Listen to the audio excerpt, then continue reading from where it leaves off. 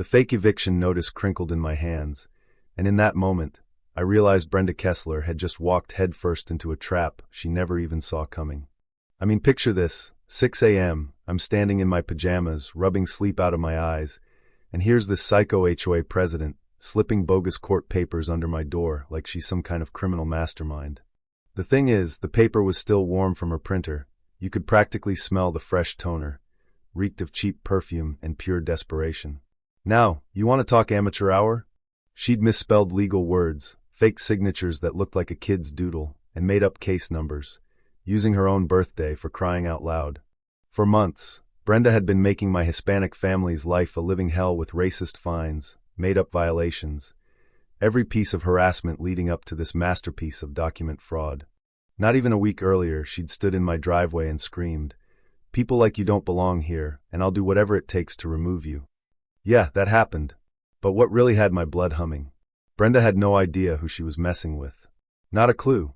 My neighbors all think my wife Sarah's just another woman with a boring government desk job. Quiet, keeps to herself, doesn't rock the boat. What they didn't know is she was about to become Brenda's worst nightmare. I mean, what would you do if your HOA Karen tried to forge you out of your own home? I want to know, so drop your stories below. Texas, Arizona, Florida, doesn't matter. This could happen to anyone. But let me back up a sec, because this story's too juicy to rush. My name's Henry Rivera. 3 years ago, Sarah and I thought we'd finally found our slice of paradise out in Sunset Ridge, just outside Phoenix. After 20 years climbing ladders as a master electrician, a herniated disc finally knocked me into early semi-retirement. We poured our life savings into a modest little ranch house, plenty of sun, big enough for a small solar install business, figured we'd finally get some peace. The neighborhood seemed perfect. 147 homes, mostly retirees, kids playing street hockey in the cul-de-sac, the smell of mesquite barbecue wafting through the dusk, and the soft click of sprinklers cutting through the desert quiet. For 2 years, it felt like we'd landed in one of those cheesy home builder commercials.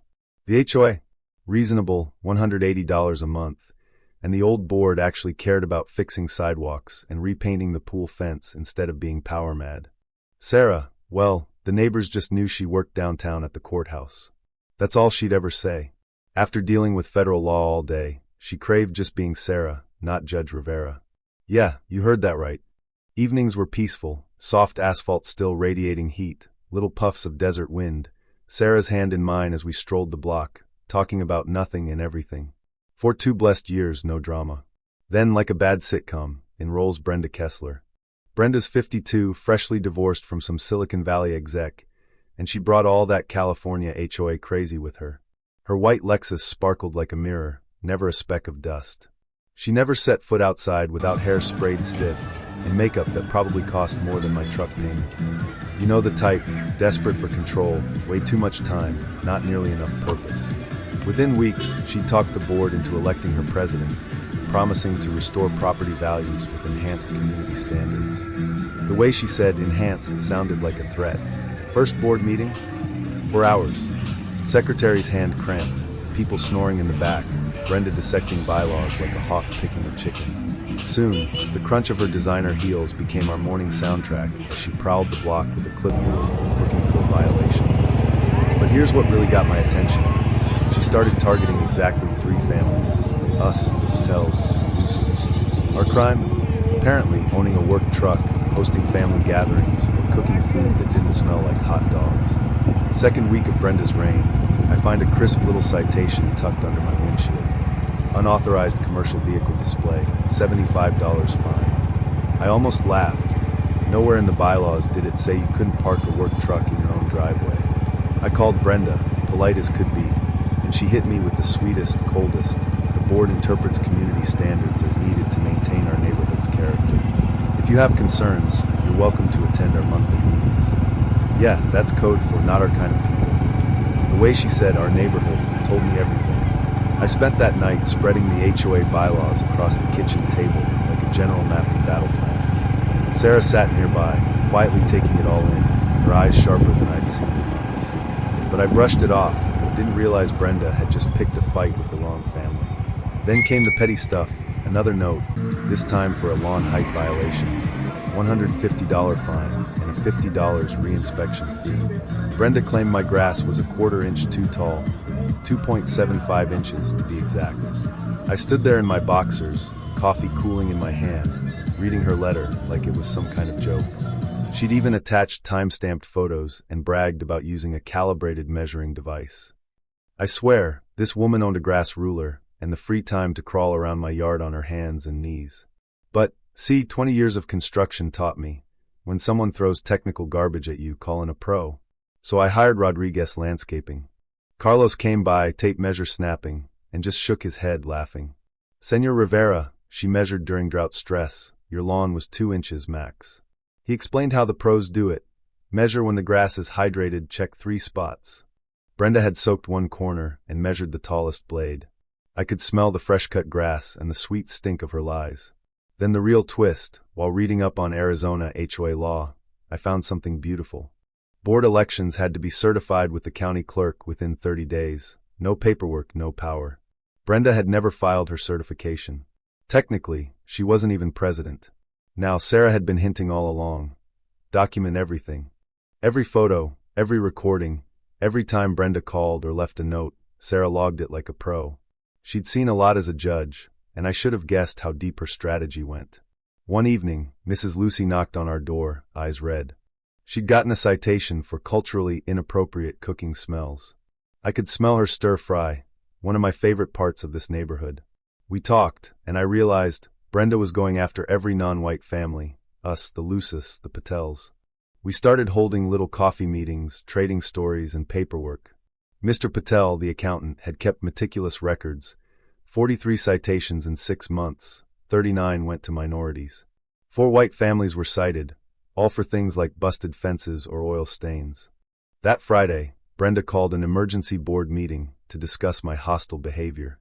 Sarah had a court meeting downtown, perfect timing, right? The clubhouse was set up like a courtroom, Brenda at a folding table, perfume thick in the air, waving my landscaping report like it was a death sentence. We're here to address Mr. Rivera's pattern of hostile behavior toward legitimate community enforcement. I handed out copies of the actual bylaws, Rodriguez's measurements. Can you show me exactly where commercial vehicles are prohibited? Brenda's lips thinned. The board interprets community standards based on the spirit of our covenant. That's when Harold Lucy, the elderly treasurer, found his backbone. Brenda, I've read these bylaws 4 times. There's nothing about trucks, lawn measurements, or cooking smells. You could hear the air go out of the room. But Brenda just doubled down, pulled out a folder, accusing me of illegal surveillance and encouraging frivolous complaints. Mrs. Lucy and the Patels arrived right then, citing the same law I'd found. Uncertified boards have no authority to fine. Brenda went nuclear. Fine. You people want to play legal games, I'll take this to federal court. That, you people landed hard. Even her own supporters shifted uncomfortably. That night, Sarah grilled me on every detail, especially Brenda's threat to take it to federal court. If she tries to escalate this, she could be in serious trouble. Sure enough, 3 days later, Brenda sent out certified letters threatening eviction proceedings through federal channels. She claimed federal authority, threatened removals, demanded compliance with her made-up rules. That weekend, we hosted a backyard meeting, 18 families, swapping stories and documents. Maria Gonzalez's daughter had been cited for excessive cultural displays at her quinceañera. Mrs. Patel was fined for aromatic violations during Diwali. Old Mr. Kim got a warning about his grandson, speaking a foreign language too loudly. Brenda's white neighbors, meanwhile, held parties until 2 a.m. without a single word. The evidence was damning. 90% of her citations had no basis in the real rules. But the knockout punch came from Mr. Patel. He'd analyzed the HOA's accounts. Brenda has collected $4,800 in illegal fines and diverted maintenance funds to a personal account. She wasn't just racist, she was embezzling. The final twist? Janet Peterson, once Brenda's biggest supporter, arrived pale as a ghost. Brenda asked me about final solutions for problem residents, said she'd use federal court to remove them, and that Judge Rivera is known for siding with property values. I swear, my stomach dropped through the floor. Brenda had no clue Sarah was Judge Rivera, my wife. Worse, she'd sent Janet a text. We'll file preliminary eviction papers Monday targeting multiple problem families. Judge Rivera in district court, known for supporting community standards. She was about to forge court documents using Sarah's name against her own neighbors. That night, Sarah's face was pure ice. She's about to commit federal document fraud in my courtroom. I realized then, Brenda hadn't picked a fight with me. She'd picked a fight with a federal judge. Sarah laid it out. If Brenda filed even one fake document, we'd let her. We'd document everything, and then hand it to federal prosecutors on a silver platter. Document fraud carries 5 years per count, plus civil rights charges, Sarah said. She's about to walk herself into a prison cell. The next week, we prepped. I spent $400 on 4K cameras at Best Buy, set up cloud storage, made sure every family knew how to record every interaction. Mr. Patel managed a master spreadsheet. Every document, every audio file, uploaded to a Google Drive, redundancy everywhere. Janet reported Brenda had been Googling how to format federal court documents, even asked Janet for help, wanting to impress Judge Rivera. The irony was almost too much. Sarah's final advice: when Brenda serves you those papers, act shocked. Frightened. Like you have no clue what's happening. We wanted her to think she'd won, to push her over the edge. Monday, 6:17 a.m., our cameras caught Brenda tiptoeing up, sliding an envelope under our door. Inside, a fake federal eviction notice, threatening to remove us within 72 hours. It was signed, wait for it, by the Honorable Sarah Rivera, United States District Judge. The case number was Brenda's own birthday plus Sarah's initials. She'd even used a stolen seal off the internet. Sarah coached me through the next steps. I called the federal courthouse, terrified. The clerk was baffled, said no such case existed, and if someone was forging a judge's signature, to call the FBI. By noon, Mrs. Lucy and the Patels had the same papers, all with Sarah's forged name, all threatening them for cultural violations. 12 families in total. Brenda had gone full supervillain, mass-producing federal felonies like Christmas cards. But she wasn't done. That afternoon, Brenda called a neighborhood meeting to announce her federal court victory and compliance transition. She publicly claimed Judge Rivera had validated her enforcement actions, more felonies, right in front of the local news, and a very interested federal prosecutor, Assistant U.S. Attorney Rebecca Martinez, who'd shown up as a concerned neighbor. As Brenda read from her forgeries, listing the families to be evicted, name by name, Martinez was quietly recording every word. The next morning, FBI agents and Martinez rang our bell. Sarah, just home from court, still wearing her robes, greeted them with the same composure she brought to sentencing criminals. She showed them the forgeries, explained Brenda's systematic targeting of minorities. The agents listened, photographed every page, and promised swift action. Friday, at Brenda's federal compliance celebration, media, neighbors, the whole circus, federal agents burst in. Brenda Kessler, you're under arrest for federal document fraud, impersonating federal officers, and civil rights violations. Brenda tried to stammer a denial, but it was too late. Sarah entered the room in her judicial robes. 90 neighbors gasped as they realized Brenda had been forging a federal judge's name against her own family and friends. You forged my signature, Sarah told her, voice ringing through the clubhouse. You impersonated my court, and you used my name to justify discrimination. Brenda just collapsed into a chair, her world crumbling in front of the cameras. Brenda pleaded guilty to 14 federal felonies, 32 months in prison, over $120,000 restitution. The story went viral. Sarah gave interviews on CNN, wrote a book about fighting HOA abuse, and our neighborhood transformed. Mrs. Lucy became HOA president, the Patels ran finance, and the Gonzalez family started monthly cultural celebrations. Evenings smell like every cuisine under the sun, kids speak 3 languages on the street, and my solar business is booming. Best of all, we started the Brenda Kessler Memorial Scholarship for students fighting for civil rights, funded by her own restitution payments.